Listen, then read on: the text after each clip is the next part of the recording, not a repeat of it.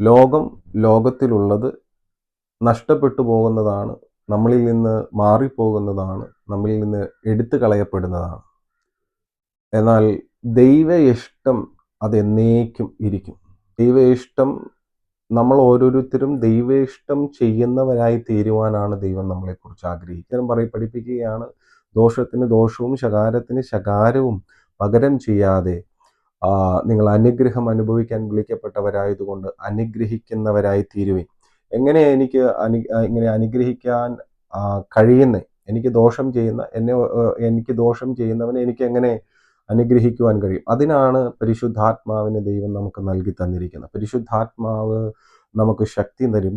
പരിശുദ്ധാത്മാവ് നമുക്ക് ബലം തരുവാനിടയായി തീരും. പരിശുദ്ധാത്മാവ് നമ്മളെ അനുഗ്രഹം അനുഭവിക്കാൻ വിളിക്കപ്പെട്ടവരായതുകൊണ്ട് അനുഗ്രഹിക്കുന്നവരായിരിക്കാൻ നമുക്ക് പരിശുദ്ധാത്മാവിനാൽ സാധിക്കുവാനിടയായി തീരും. അപ്പോൾ ഇതാണ് നിലനിൽക്കുന്നത്, നമ്മുടെ ജീവിതത്തിൽ നിലനിൽക്കുന്നത്. നമ്മളെ ലോകത്തിന്, നമ്മൾ ആദ്യമായി പറഞ്ഞ വചനം, ലോകവും അതിൻ്റെ മോഹങ്ങളും ഒഴിഞ്ഞു പോകും.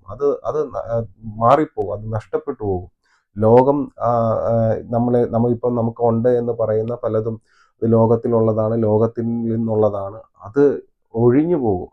പക്ഷേ ദൈവേഷ്ടം ചെയ്യുന്നവൻ എന്നേക്കിരിക്കും. ദൈവേഷ്ടമാണ് നമ്മുടെ ജീവിതത്തിൽ നിലനിൽക്കുന്നതായിട്ടുള്ളത്.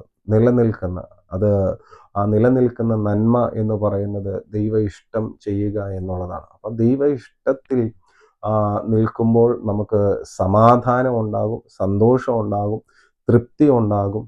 അപ്പം ദൈവ ഇഷ്ടം ചെയ്ത് മുൻപോട്ട് പോകുന്നവർ മറ്റുള്ളവർക്ക് അനുഗ്രഹമായി തീരും.